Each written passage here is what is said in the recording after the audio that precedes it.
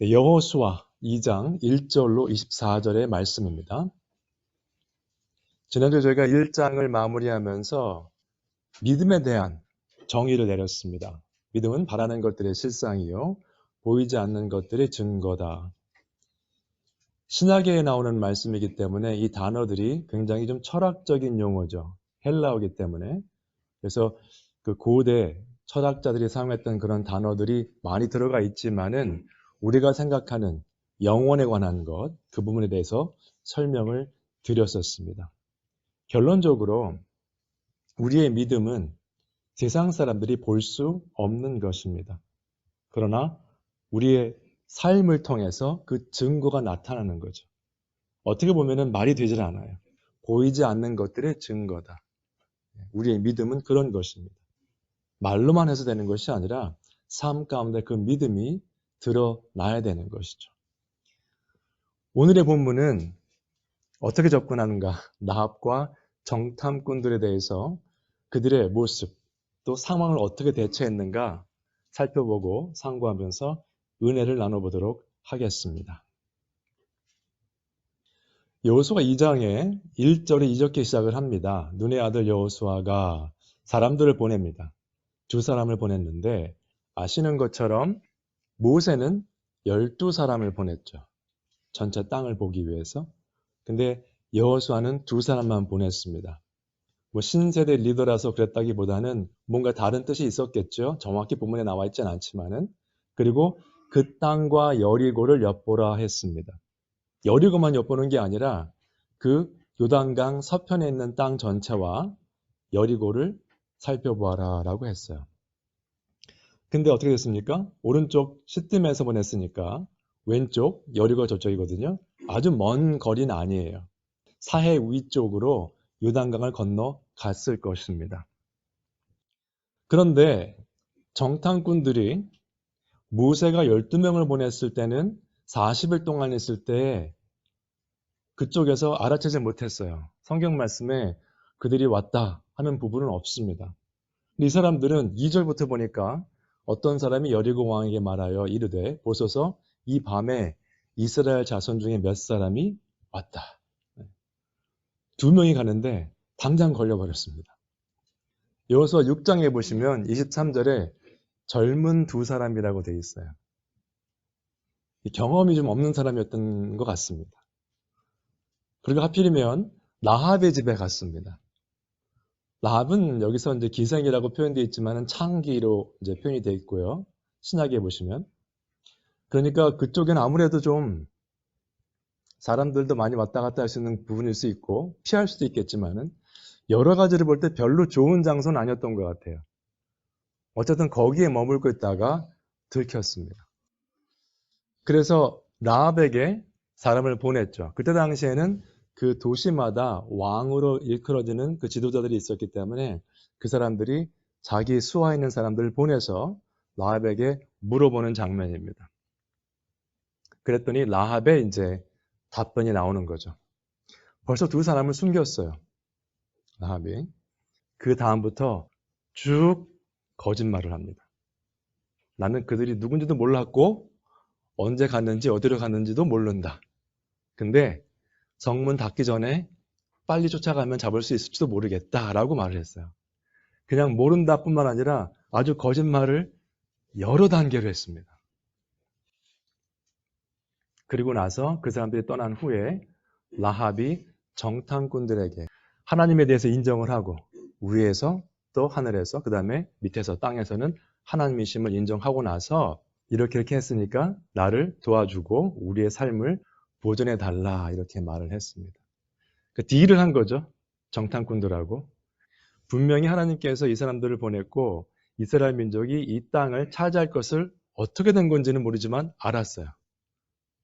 이스라엘 민족은 40년 광야 생활을 하면서 모세를 통해서 하나님의 말씀을 들었음에도 불구하고 거역을 했는데 라합은 이방 여인으로서 그 말씀을 직접 듣지 못했음에도 불구하고 그 소문을 듣고 이미 마음이 동했던 거죠. 믿음이 생겼던 겁니다. 그래서 우리 목숨을 죽음에서 건져내라 라고 말을 했습니다. 그랬더니 이 젊은 정탐꾼들이 말을 하죠.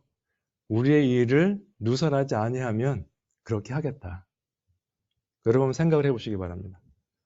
물론 자신들을 위해서 했던 거지만 거짓말을 하는 여인의 말과 함께 거기에 동의를 해서 약속을 합니다. 여러분, 거짓말을 하는 사람들과는 사실 어떤 약속하는 것이 쉽지 않습니다. 큰 거짓말 하는 사람과 어떻게 약속을 하시겠어요? 어떻게 믿으시겠어요?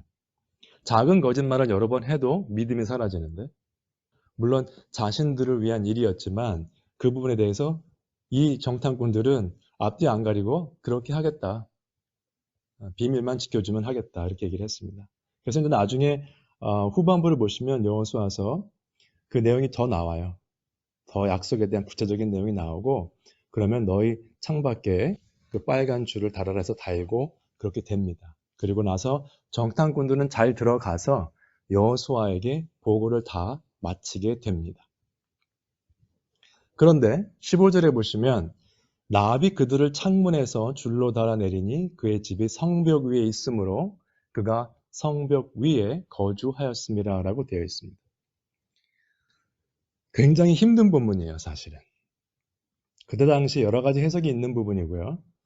성벽 위에 있었느냐, 그 원래 히브리어를 보면 성벽 안으로 해석하는 게 맞습니다. In the wall이 맞아요. 성벽 안에 어떻게 사람이 사는가. 그래서 어떤 분들은 옛날에 제가 들은 기억이 나는데 성벽이 넓어서 그 안에 공간이 있었다. 답답할 것 같죠? 근데 그것은 그냥 추론이고요. 추론이고 그때 당시에 고고학자들이 발견한 여리고성의 모습을 보면 이렇습니다. 성벽이 안쪽에 있었고요. 또 바깥쪽에 있었어요. 성벽이 이중으로 되어 있었습니다. 그렇죠? Inner City Wall가 있었고 Outer City Wall이 있었어요.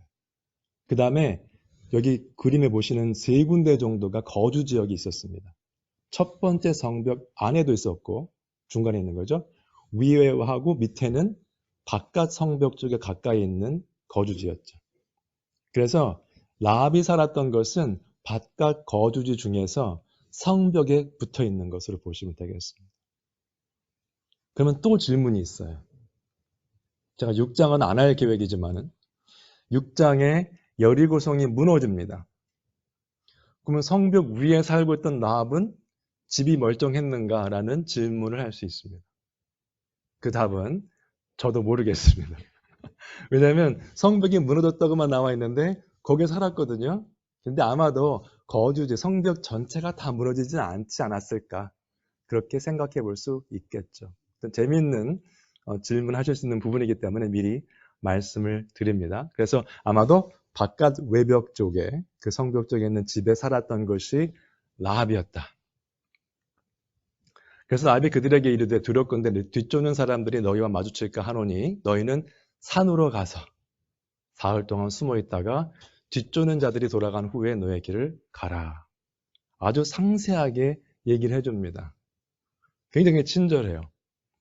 어떤 의미인가 하면 지도를 한 번 더 보셔야 되는데 중간에 요단강이 있죠? 조던 리버가 있죠? 요단강.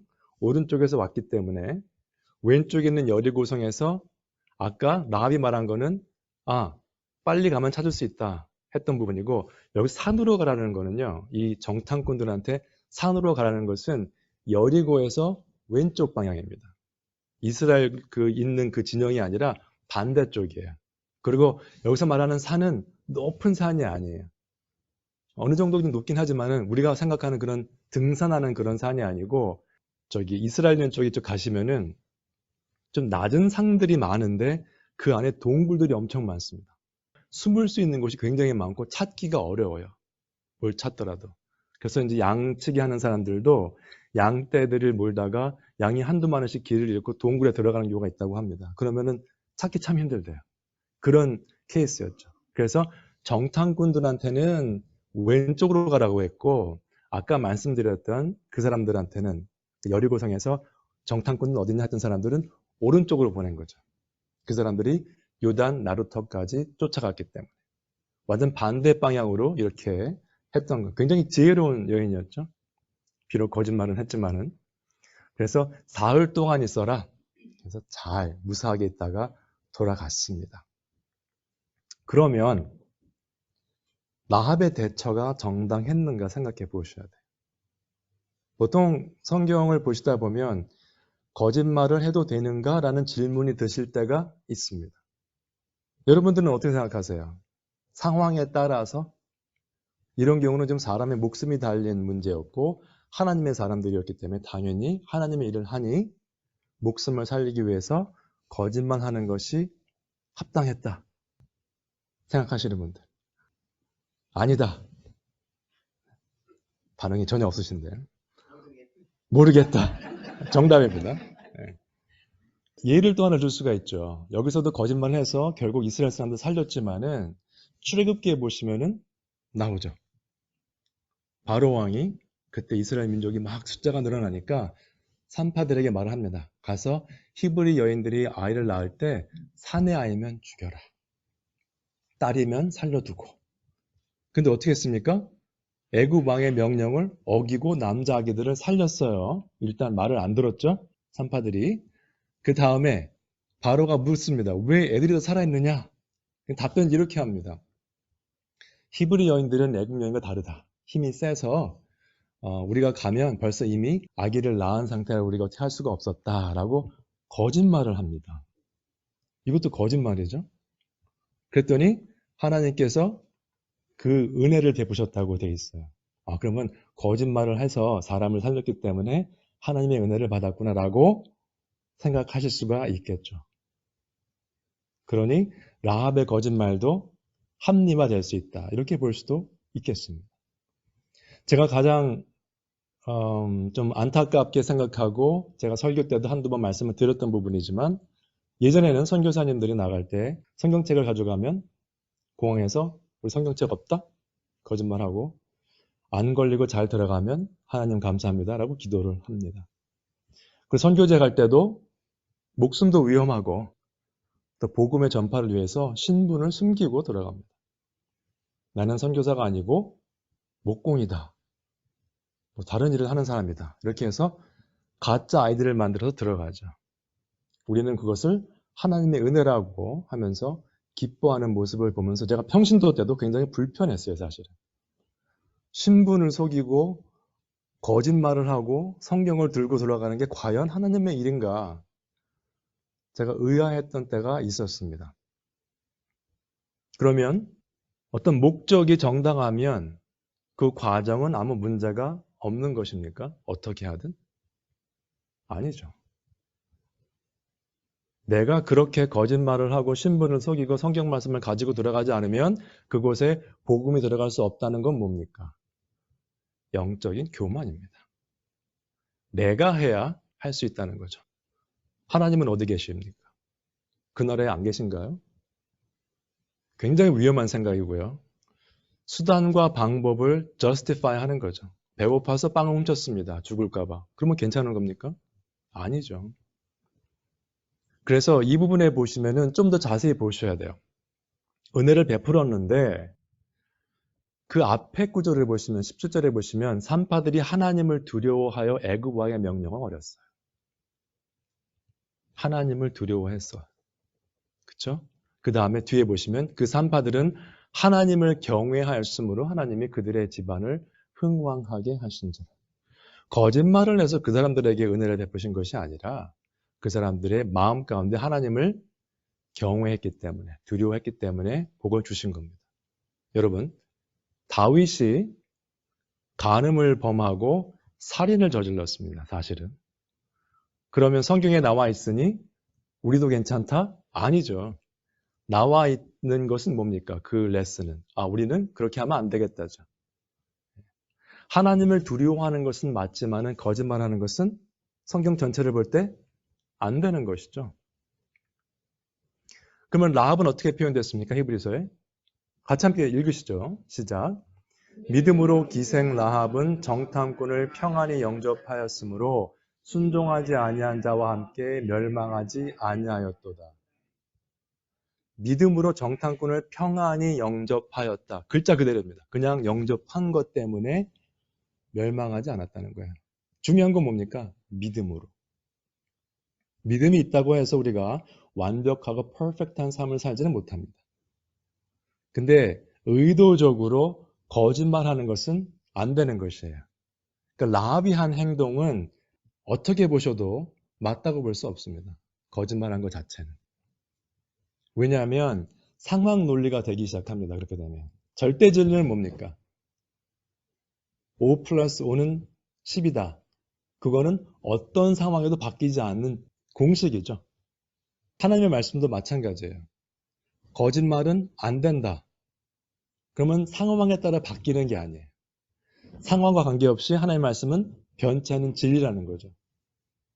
다른 것도 마찬가지입니다.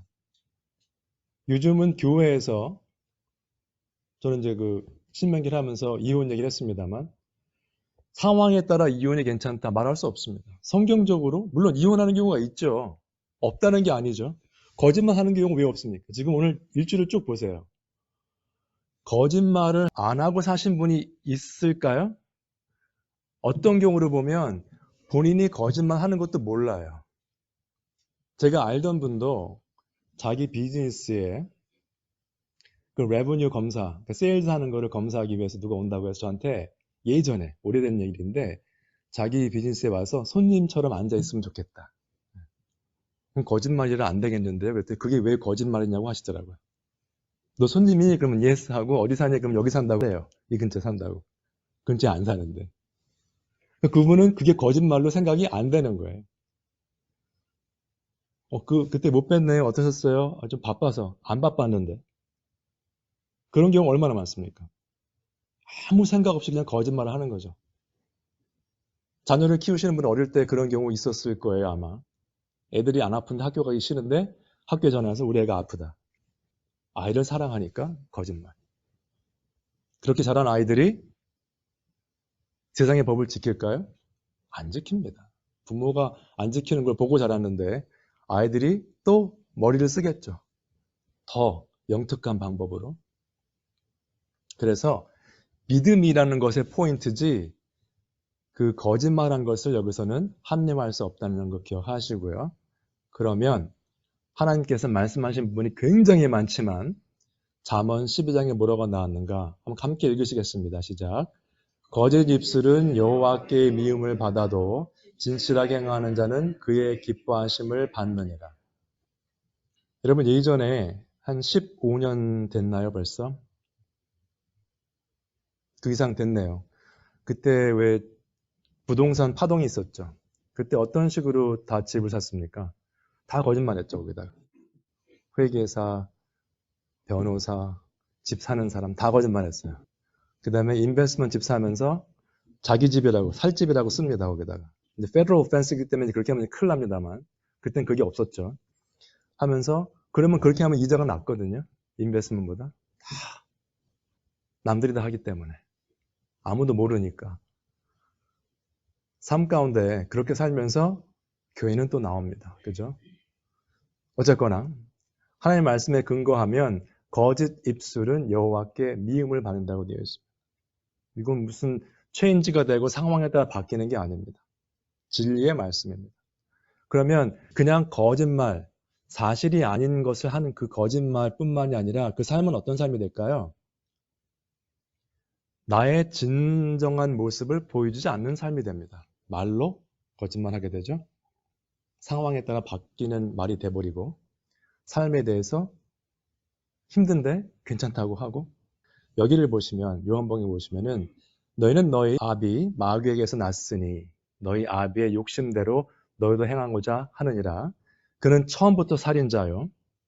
진리가 그 속에 없으므로 진리에 서지 못하고 거짓을 말할 때마다 제 것으로 말하나니. 제 것이라고 이제 표현이 됐습니다만 하나에는 영어에는 어떻게 되냐면 he speaks out of his own character. 그런 사람이란 거예요. 속에 거짓이 가득 찼기 때문에 나오는 것이라는, 속에 있는 게 나오는다는 거죠. 이는 그가 거짓말쟁이요 거짓의 아비가 되었습니다. 거짓의 아비 맞죠. 거짓의 원천이죠. 입을 유혹했던 거 보시면 하나님이 정말 그렇게 말씀하시더냐? 거짓의 아비. 그럼 우리가 거짓말을 한다는 것은 뭡니까?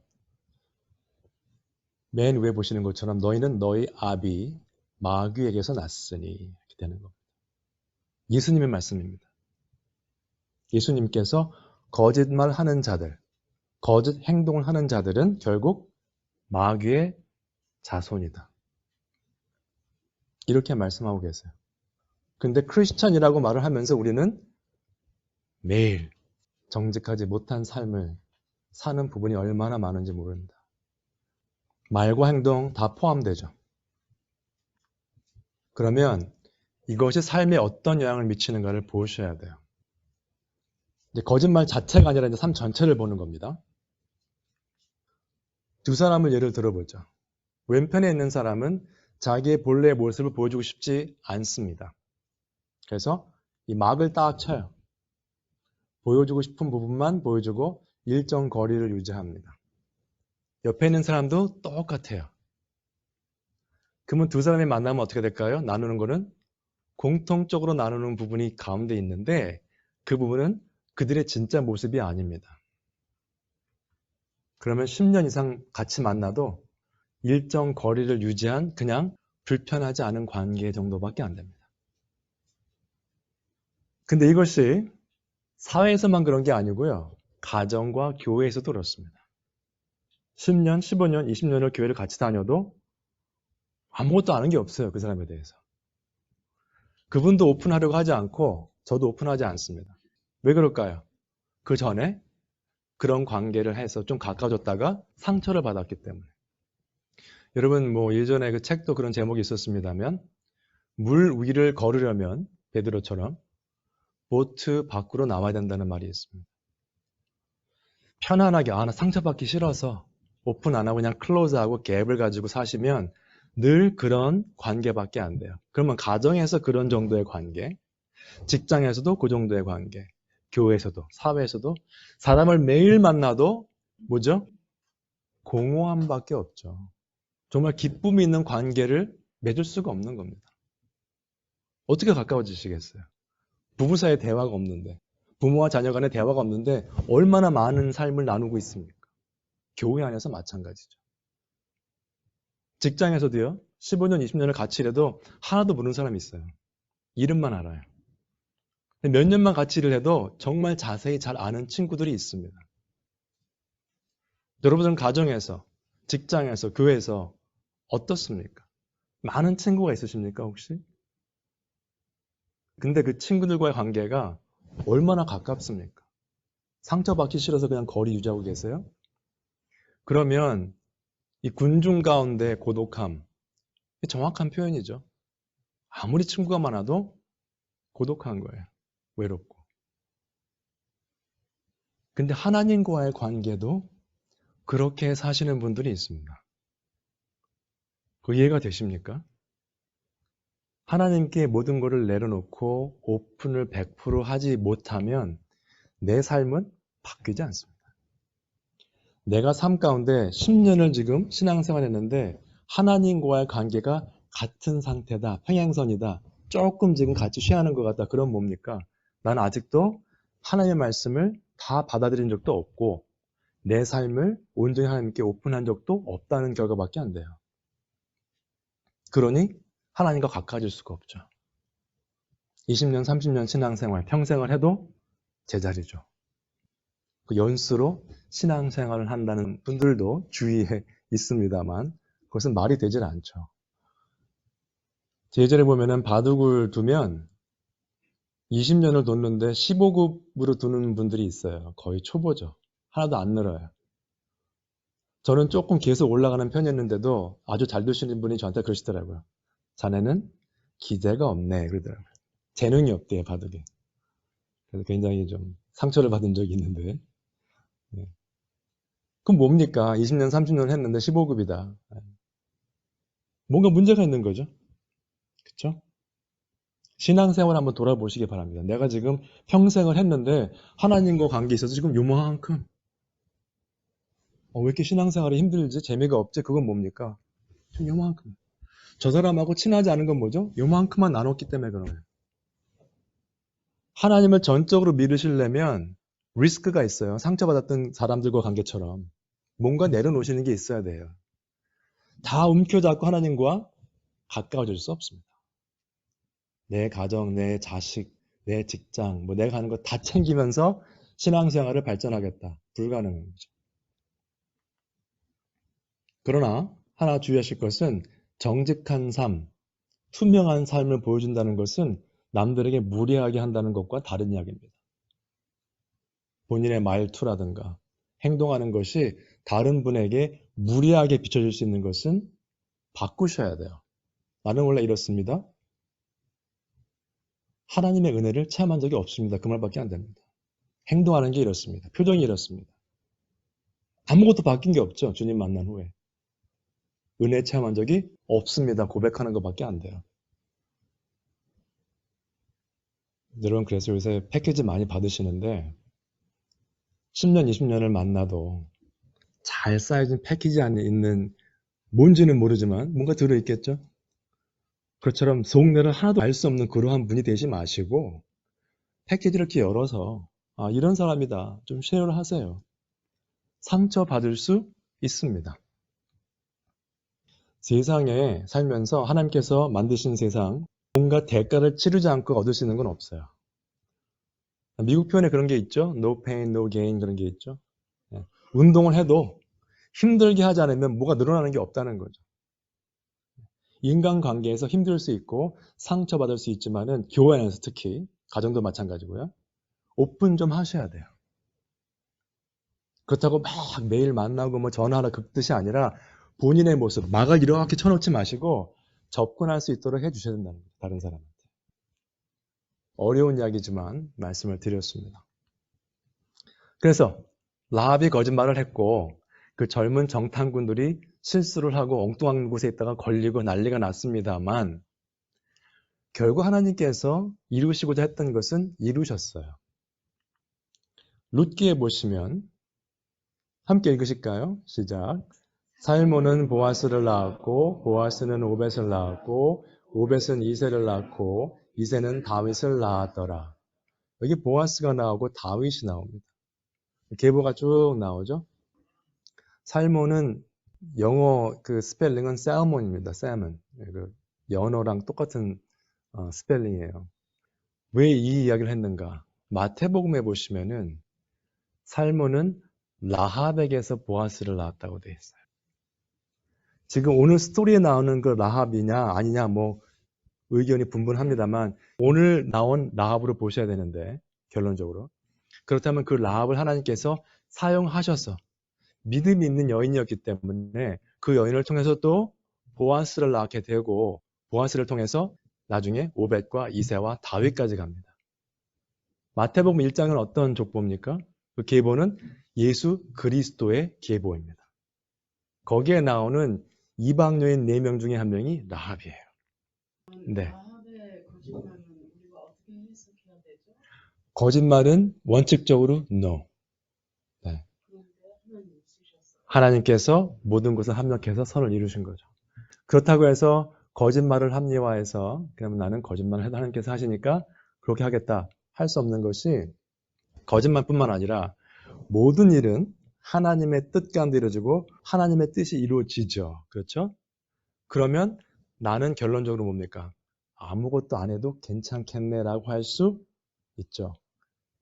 그러면 내가 무엇을 하든 상관이 없으니 안 해도 되겠다. 그렇게 되면 게으른 크리스찬이 되게 되는데 게으른 크리스찬이라는 단어는 성립되지 않습니다. 달란트의 비유를 보시면 착하고 충성된 종으로 최선을 다해야 돼요. 맡겨주신 것에. 완벽을 추구할 수는 없겠지만 그렇다고 내가 실수했다고 또 슬퍼할 수도 없겠지만 요한일서 1장 9절에 나오는 것처럼 우리가 우리의 죄를 회개하시면 하나님을 믿으셔서 그 죄를 다 깨끗게 하실 것이다. 그 믿음이 있으셔야 돼요. 그렇다고 같은 죄를 반복하는 것도 안 되겠죠. 요한일서에 나오는 것처럼.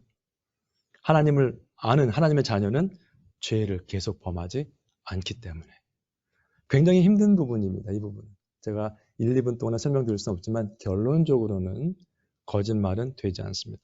다른 예를 드렸죠. 아브라함 같은 경우도 마찬가지죠. 사라와의 관계에서 아기가 없으니까 하나님의 약속을 믿지 못하고 또 본인이 또 다른 죄를 지은 거죠. 하갈과 사이에 아이를 낳은 그런 거. 네. 실수였죠. 그런 하나님께서 역시 이삭을 통해서 뜻을 이루신 거죠. 예. 그런 거 보시면 우리의 실수 때문에 하나님께서 일을 못하시는 것은 아니지만 하나님의 뜻 가운데 그 뜻에 합한 삶을 살아야 되겠죠. 예. 나중에 기회가 되면 거짓말에 관한 부분은 또 자세히 한번 말씀을 나누도록 하겠습니다. 질문 감사드립니다. 거짓말도 하나님의 뜻이신가요? 아니죠. 아닙니다. 이상한 결론 안 됩니다. 선생님 오늘 기도할 때 은혜 많이 받았는데 갑자기 이상한 말씀 안 됩니다. 다음에 따로 말씀을 나누기도 하고요. 그러면 라합과 정탐꾼과 우리의 삶을 돌아보면 참 우리가 부족하죠. 잘못된 것도 많고 뭐 거짓말만 하겠습니까? 안 좋은 생각도 많이 하죠. 생각도.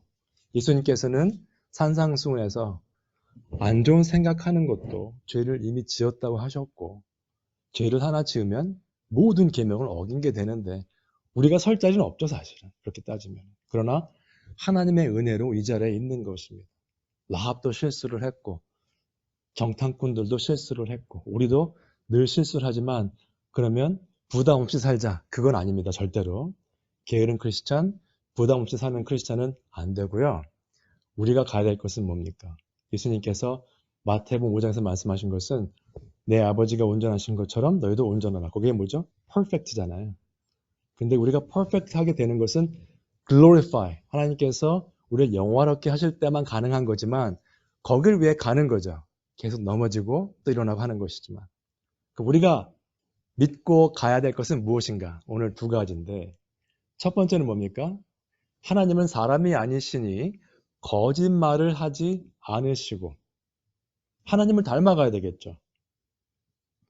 부모님이 아이를 낳았으면 그 아이들은 본인의 의사와 관계없이 부모의 모습이 나옵니다. 제가 오늘도 저희 아내와 함께 누구 사진을 봤는데 자매예요. 자매인데 어릴 때는 몰랐어요. 닮았는지. 전혀 아닌 줄 알았거든요. 사진 하나 보여주는데 완전히 둘이 닮았더라고요. 닮아가는 거예요. 그러니까 부모를 닮아가는 자식처럼 하나님이 거짓말을 하지 아니하시기 때문에 우리도 그렇게 가야죠. 후회가 없으시도다. 어찌 그 말씀하신 바를 행하지 않으시며 말씀하신 바를 행하신다는 거죠. 하신 말씀을 실행하지 않으시랴. 하나님은 우선 거짓이 없으시고 하신 말씀을 지키시는 하나님이시다. 두 가지입니다. 우리의 삶도 거짓된 말과 행동은 가능하면 계속해서 줄여가셔야 되고요. 하신 말씀을 지키셔서 정직하게 사셔야 돼요. 신용 있게.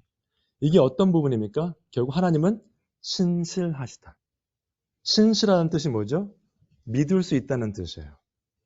그러면 결국 우리한테 적용할 수 있는 것은 우리 안에도 거짓이 없어야 되고 하나님을 닮아감으로 신실하게 주위 사람들도 믿을 수 있는 그런 사람이 되셔서 하나님의 신실하심을 삶 가운데 보이지 않는 것의 증거처럼 보여주실 수 있는 그러한 은혜로운 삶을 사시는 우리 모두가 되시기를 주님의 이름으로 축원드립니다.